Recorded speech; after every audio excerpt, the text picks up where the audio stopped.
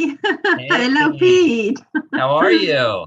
I'm doing well. How are you doing? Good. Welcome to this interview. I'm so glad to have you share some time with me and share your new creation with this Esoteric Circle YouTube channel and just welcome to you. And we are set to go. So hopefully you're having a good morning, and I've got some coffee here. So Wisconsin says hello.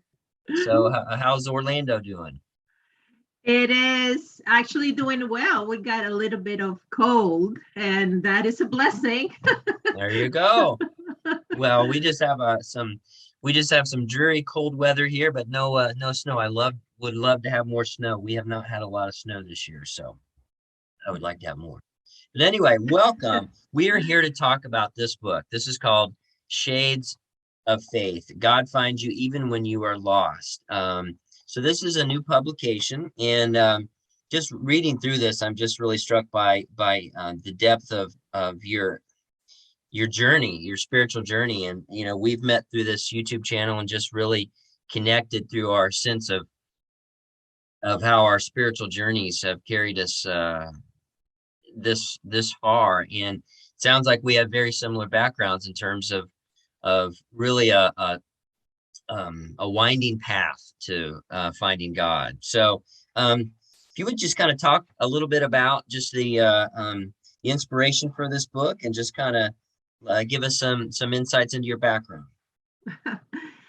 All right. Well, the inspiration of the book actually started the other way around. It didn't start as a book. I didn't start it writing to publish or to put that together.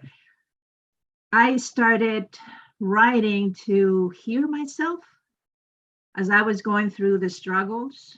And sometimes you are, or I felt very alone, very lost, not knowing how to express it, not knowing how to even say what it was going on. So writing allowed allowed me to listen to my inner self.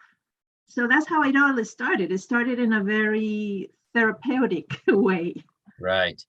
Well, it just your background's fascinating. On the back cover of this book of poetry, it goes into a little bit of your background. I mean, you've got an amazing education with law school and then a master's degree in psychobiology and cognitive neuroscience. So you've got an amazing uh, background and depth of trying to understand um, the depth of who you are. And sounds like the law degree, and it sounds like you were on one path, and then this you wanted something more to your discovery of that. And so tell us a little bit about that master's degree. I'm fascinated by that.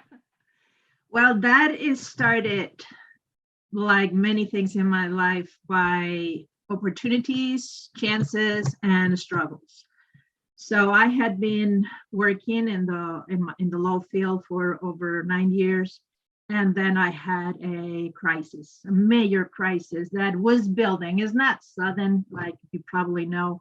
We just build this pebble by pebble by pebble, but the other way around. I mean, instead of building up, we're going downward. So I Exactly. was building my own hole and falling in it little by little, but I didn't see that as I was working in the legal field. And when one day I just saw myself so in darkness Mm, that I had I could not see nothing, no my relationships with my loved ones, no my relationships with my profession, no my relationship with myself. And through getting out of that hole with the help that is always available, I guess, I crossed life coaching. And that opened to me a world that I didn't know it exists, being able to listen to another person without an agenda, without judgment, just by full presence. I have never experienced that in my life. So I did 1 year of first I took coaching lessons for myself. And then as I saw, this is fantastic, I want to do this. This is my new profession. So I went and immersed myself into studying for a year. And after I finished the course, even that it was fascinating and I love it, it was something missing. It was an internal link missing in it, but I didn't know what it was. I was looking for the comprehension of how the brain and the emotions and life work. So I came across Right. this master's and I thought, gosh, that is for doctors. I only have a law degree and I don't think I can do this. Only have a law degree. Only a Wow. law degree, that is fine. So I signed up and I thought, well, all they can tell me is no, you don't have qualifications.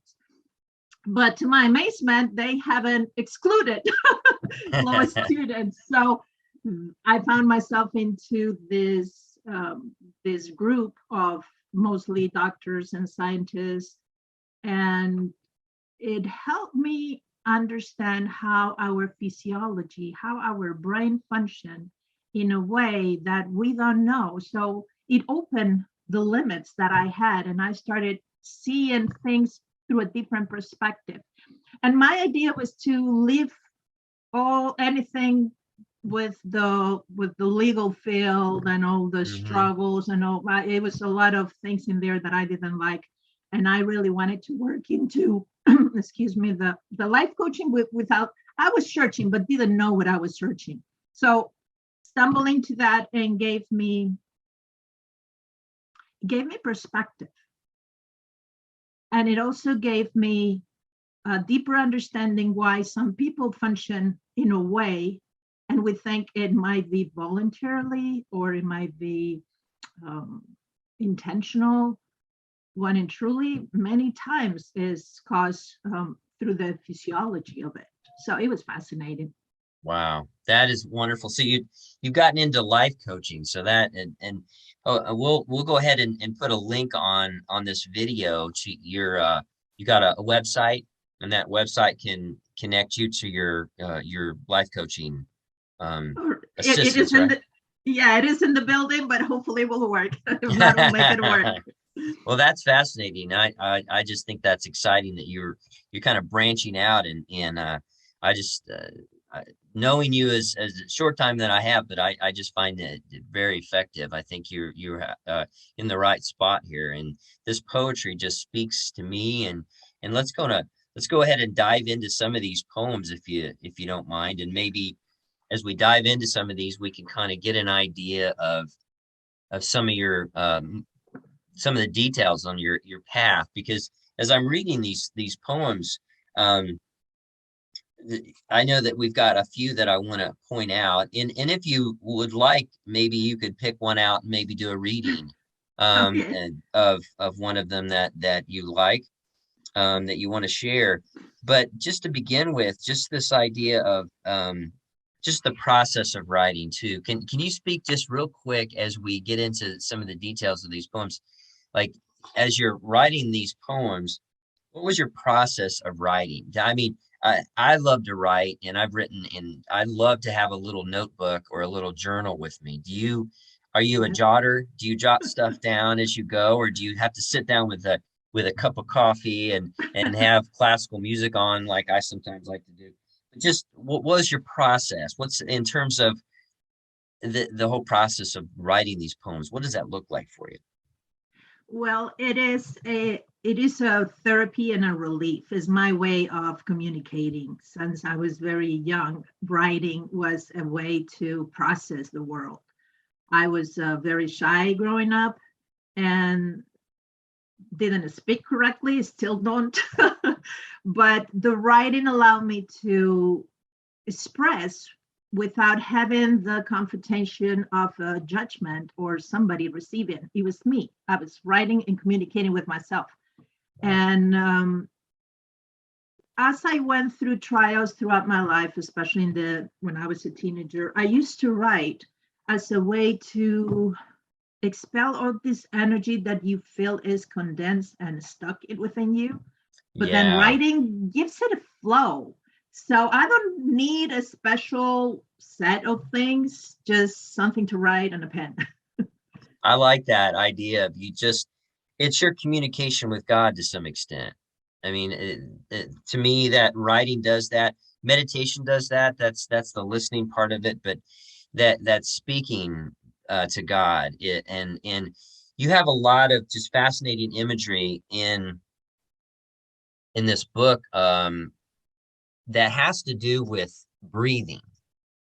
Mm. You used breathing as an image, and I thought that was really interesting. Speak about that, because there's several books or several poems in here which I just noticed that breathing was a big deal. And on the one um and especially on page 71, there's a poem called Gratefulness. And Mhm. you really get into that whole idea of breathing, but breathing is a big deal in a lot of these. So in the unwritten book, you really talk about we are an unwritten book that God opens with a first breath. Yeah. I found that just lovely. So I just saw breathing as and correct me if I'm wrong, but is that something which is a big part of your imagery and how God connects with us? Yes, it is. These poems were a search. I was searching for God to transform me.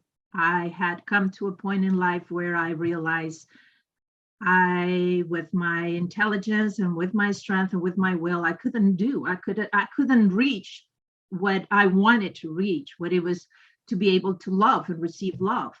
It seemed that I didn't love correctly, and it seemed at the same time I was not receiving the love to sustain myself, to feel valued. So I started the process of just asking God for a transformation. But when I started, I saw God as an external thing. I didn't have a very religious upbringing, and I searched for him but could not feel him. So I just thought it was just something externally that I had to enter and be accepted. So, of course, never found it, never felt him. And then I had an experience that in the book, in the introduction, says it was a very traumatic experience back with after September 11, and we had to do this life transition, and I was completely in fear, completely desperate. And I went to pick up my daughter, and then this woman prayed for me. She said, "Can we pray?" And I said, "Well, yes, sure." I was not familiar with holding hands. Or anybody praying for Right. me. So she held my hands, and then we bow our heads. And in that time, for the very first time, I was almost 40 years old. I felt her faith. And that started in that moment. After maybe half an hour after or 15 minutes after, I just decided to pray God. I said, okay, I just want a faith like hers. I just want Right. a faith like hers, just like hers. And then it was like a shower of warmth through me. I mean, I still had all my fears and all my trembling, and I was just crying for all the pain and the fear, but I felt the warmth. And that was the very first time I thought, this is him or her, this is God. In a sense, this is the seed. So after that, that started back in 2002.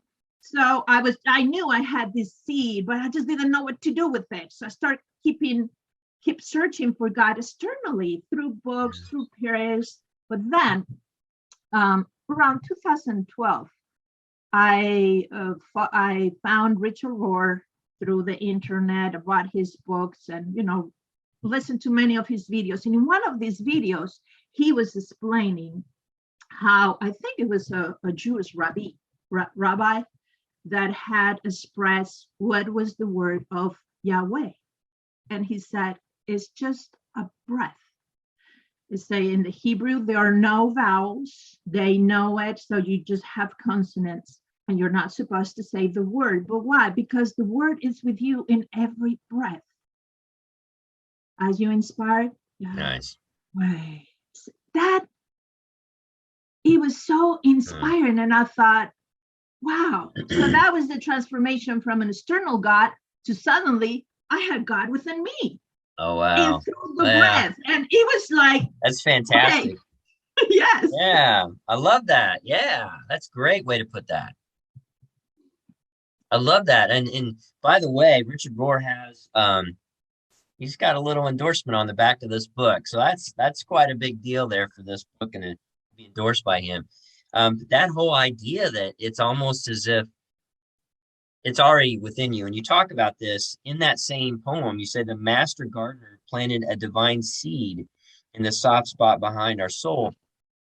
And it is that on this channel we talk a lot about the Gnosticism and the fourth way and orthodoxy and that combination of all those, but all of them talk about this awakening of something that's already inside of us that is been implanted like a seed, and you have that, and you have pictures of tulips on the front here. It is about gardening to some extent. It really is Yes. about seeds and planting seeds, and Jesus uses those images. And I love how you bring that in there, and you really are talking about a lifetime process of awakening, of germination of that seed that you are growing. And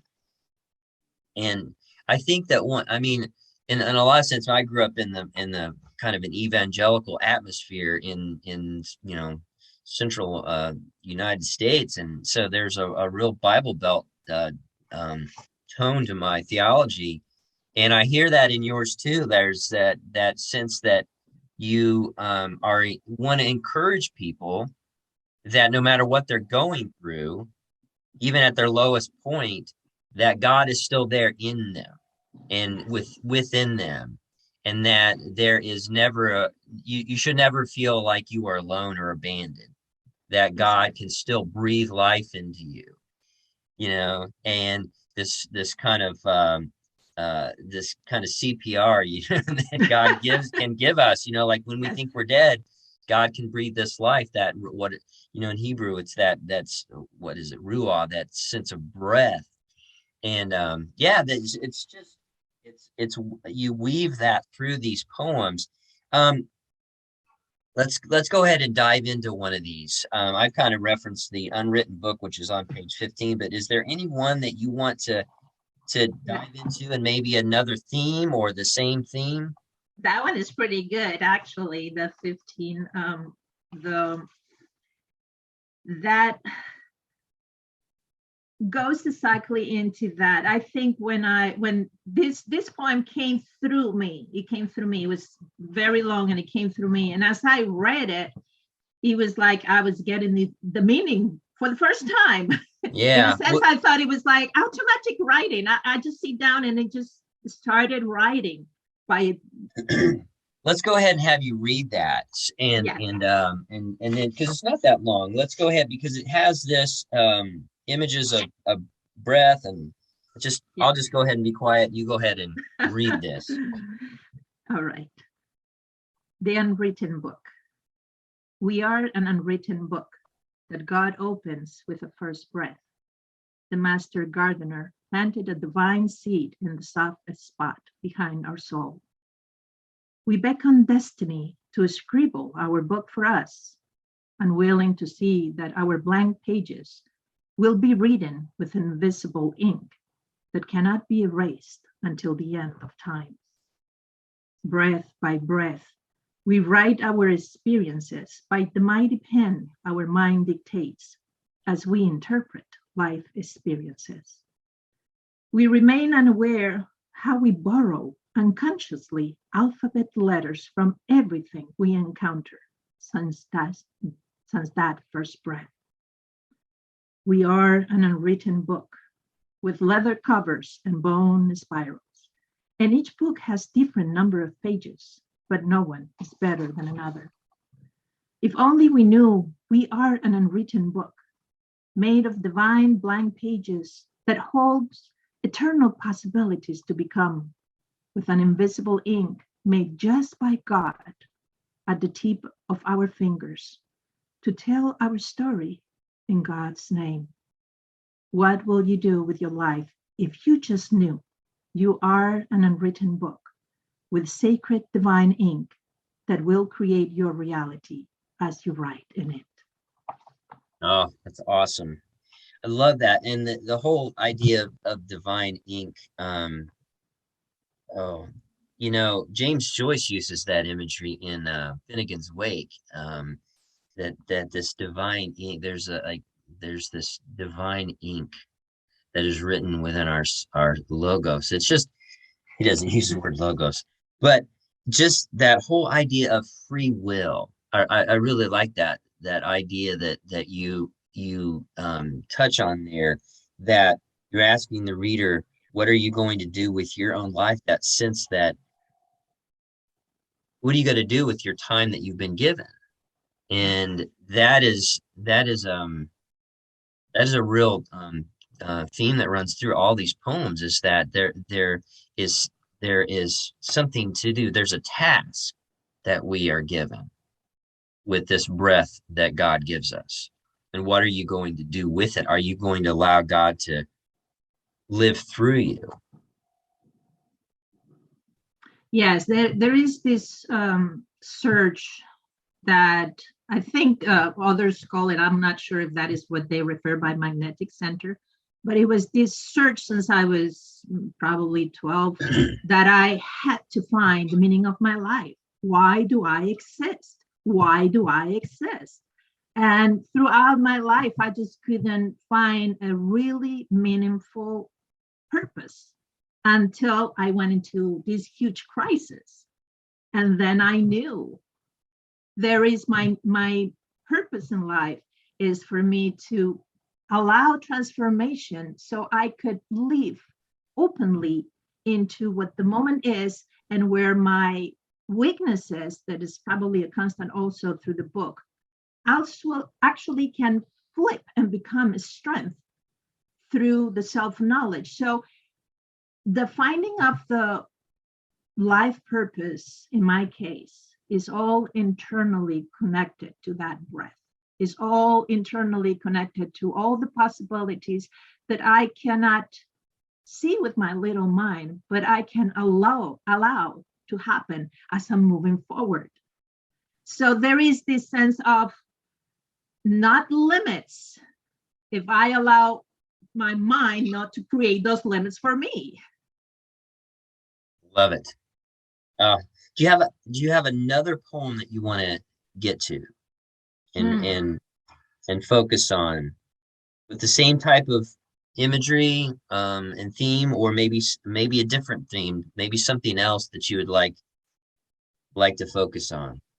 There is one that speaks to me very profoundly, and I read quite often. I don't even know none of my poems. My memory, I have this horrible memory, and it's called Home. I'm not really sure. Page 45. Oh, there you go.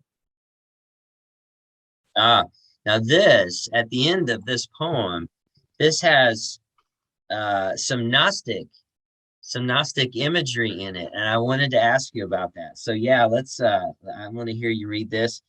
I love to hear you read these, by the way, and that might be something that you need to continue to do. But anyway, go ahead. That's awesome. All right. Home. My soul searches where my eyes cannot see, where my hands long to embrace, where my heart shouts out in a loud whisper. Where is home? Where is home? Home is the space where I can be naked of words and thoughts, successes and failures, and still belong.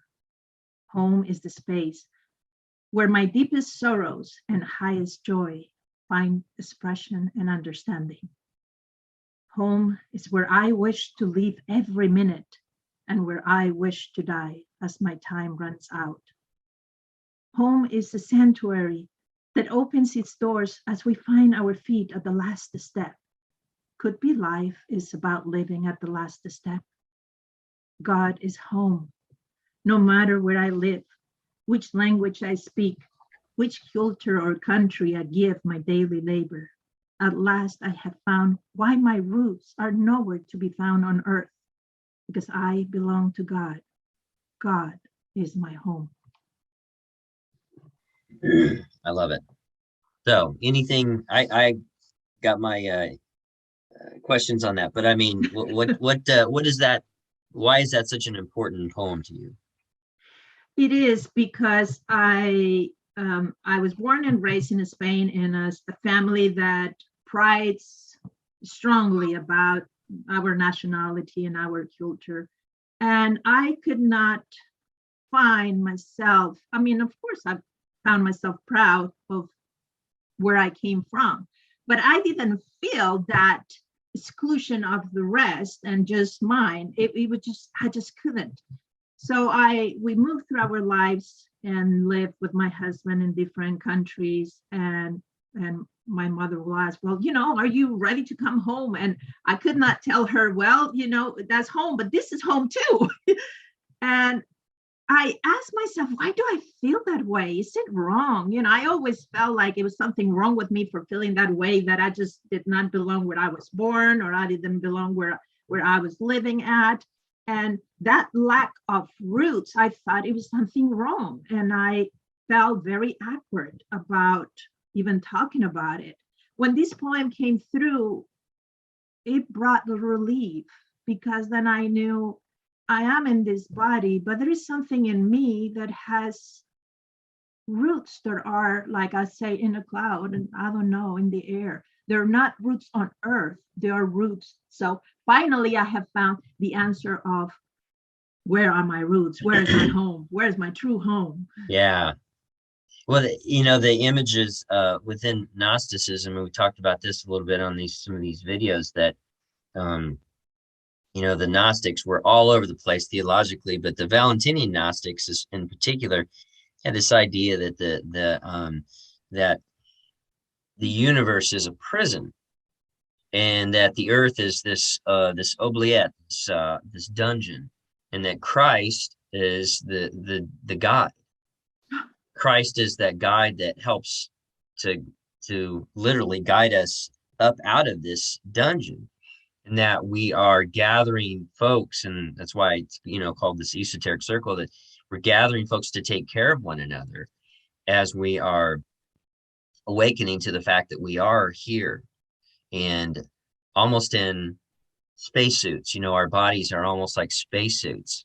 Like we have this soul that needs to be developed, so that we can go to the next step. And there images of reincarnation and stuff like that go in with Gnosticism. But I love that whole image of you're trying to figure things out. You're trying to Yes, understand why you're here. And yes. that is, so many people within Christianity just are like, well, you go to church because of, it's like fire insurance, just in case there, I need it, I'm going to have it there. And for me, Christianity, even as a pastor, Christianity is about discovering, is about awakening. It's about purifying and about being illumined. And that's what I hear in these. I just love these poems, because they're this connection with you, really, really earnestly and authentically struggling to figure out why you are here. And that poem is a great way, a great expression. Mhm. Yes, it is a need of understanding. I just cannot. It's like something within me that will not allow to remember unless I understand. And it's not an intellectual understanding. Now I know a little bit. As I look back into the poems and what I was going through, I can understand a little bit better, because out of that transformation, something within me make it change. And now I can understand a little bit. But as I was going through there, I had no idea. I was just going through there. Words were coming, and I was like, really? Okay, this is it. So yeah, Did it's you did a you feel like you were being written through? yes. You know what I mean? Like something was writing through you. Yes. Actually, something was giving me hope when I was losing hope. And many of the times I will just close the door, go into a very secluded room, and I will just, I'm an emotional load. The emotions will come. And I knew I could not just ride that boat of emotion because it was not going to take me nowhere. And I knew I could not ride the head either. So as I grabbed the pen, it guided me, but I was not guiding, I was being guided. And in a sense, the words were talking to me. And it was this sense of hope, almost in all of them. It was some hope, some type of like, it is okay, it is okay, it is okay. And discovering a little bit of inner space that I didn't even know it existed, but not intellectually, because I can read and I don't go there. It was the suffering, or the self-created suffering, of course, because it was out of my rational mind that I went that way, probably like many of us do. But out of that suffering of knowing that your human forces are not enough and your resources are not enough, but there's something within you that knows that is something else. And you're just claiming for that something else, and you just don't really know the name, but you just claiming for it. And it's so strong, that pull. Wow. And that language, ironically, for both of us, language really is very inadequate. Yes. At the end of the day, that there is an inexpressible sigh, and Paul talks about that. I'm not a huge Apostle Paul fan, but I love when he talks about that. We are, creation groans in these birth pains. We are trying to be born. We're trying to, and really, when we're talking about the fourth way stuff, and we're studying Moravia in our small group.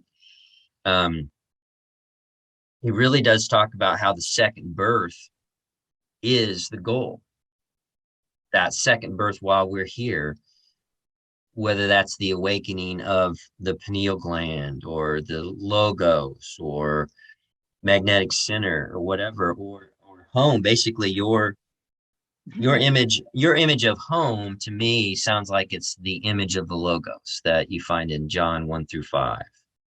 That whole sense of finding something within you that is the center, that is the grounded, because it sounds like you have had times in your life where you have no grounding, you have no foundation, and you are looking to God to give you that sense of stability, because there's been so much instability in your life, and mine too, and that gets pretty old.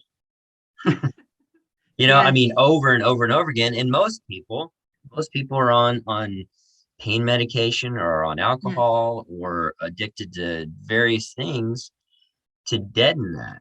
And most folks, not most, but I used to work with addicts. There was that sense of I just want to go to sleep at night, and in order to do that, I have to take 30 pills a night. And he's kind of, but you're looking at this whole sense of trying to find that groundedness within you. Yes, and actually suffering takes you there. That created that emotional pain. That emotional pain is in a sense like a messenger. So talk about that a little bit, about the why is suffering. We got about 6 minutes left. What about suffering in terms of that? Why is that such an important? Because the suffering, in my experience, it was attached to a vision, to a certain path of beliefs and acquire positions. And that created a trap from where I saw a world that is so much more than that, and is going to bring conflict and confrontation to my position. So in order not to suffer, I want to change the world, change my relationship, change my partner, my mother, my daughter, my friend. But that is the lead us nowhere, as we all know. So there is that pain at one point, we have to have the courage to enter internally and be willing to just see whatever is in there. To me, it helped me the Enneagram with Richard Rohr. That's why, he was a great mentor to me, because it allowed me to start seeing myself in ways that I could not see with my tools.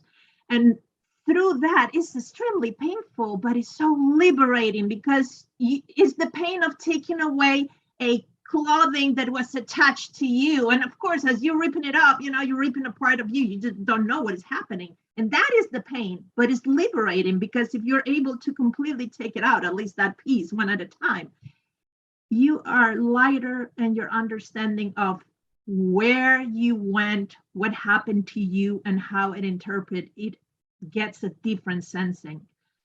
So that's why through suffering, I have found a lot of information about how I acted, why I did it that way. And then at this moment, I can just peel it off. It's very painful, but hey, when you peel it off, it's liberating. Oh, that's fantastic. Well, you've mentioned Richard Rohr, and I know that Ted Nottingham as really one of the folks who connected you and me together. So, and he helped you with this publication and has helped me with numerous publications. So, shout out to Ted and Rebecca, who just passed away not too long ago. But thanks to Ted and all the other people who connected us, and just I feel like we could talk for a lot longer, and maybe we might have to do a part 2, because we only got to 2 actual poems here, but there's just so much to talk about through this. So we'll go ahead and put links to your website. And do you want to go ahead and share your website, the name of it, so that people could? I don't even remember to look it up. That's totally fine. That is how horrible I am. No. I'm sorry. I didn't mean to put you on the spot. But no worries. I will send it to you, and I'll have to look it up. It is in the build. It is in the build. It's not have been established yet. I do have an email where I can be reached, and from there I normally connect one-on-one. So perhaps, I don't know. Okay, we'll put those connections in this video. So if you're watching this video, we will have already done that homework, and we'll get that done. So just thank you so much for sharing. It's just been wonderful to honor you, and to honor all the efforts that you made to get this book done. So that's a huge deal to get this book published, and I'm sure you're very excited. And it is found on Amazon. Is that correct?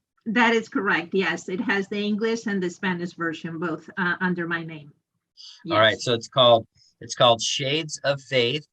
Shades of Faith. And so go to Amazon, and Rosa Johnson-Miquel. You just go ahead and look that up on Amazon, and give her a good review too. By the way, give a good review. I know that I did. So, well, thank you so much, and we'll just go ahead and think about maybe continuing this conversation later. But this has been a great first one, and just congratulations on the book, and just thank you for sharing so much of your life with us.